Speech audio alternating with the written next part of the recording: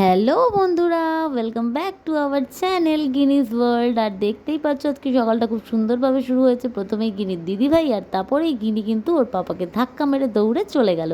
এরপর বেরোলো গিনির পিপি, আর এরপর কিন্তু ভেতরে গিনির ঠাম্মিও আস্তে আস্তে বেরোবে।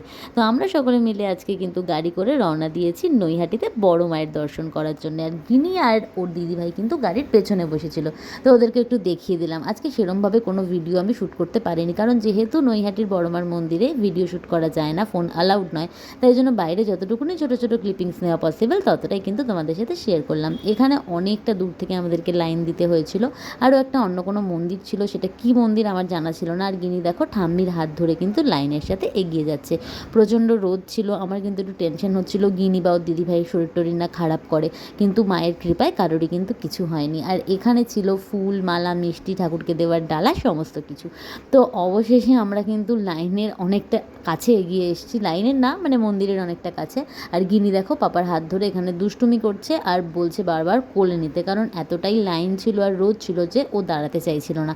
তো আমি বললাম ওখানে একটা টোটো দাঁড়িয়ে আছে, গিনির পাপাকে বললাম যে তুমি ওদের দুজনকে একটু রিকোয়েস্ট করে ওখানে বসাও গিয়ে। তো গিনির পাপা ওদের দুজনকে নিয়ে চলে গেছে, আর ওদের দুজনকে কিন্তু ছায়াতে ওখানে বসিয়ে রেখেছিলাম বেশ খানিকক্ষণ, যতক্ষণ পর্যন্ত না টোটোর আলাটার কোনো আর কি মানে প্যাসেঞ্জার হয়েছে, ততক্ষণ পর্যন্ত গিনি আর ওর দিদিভাই কিন্তু ওখানেই বসে বসে বিস্কিট খাচ্ছিল।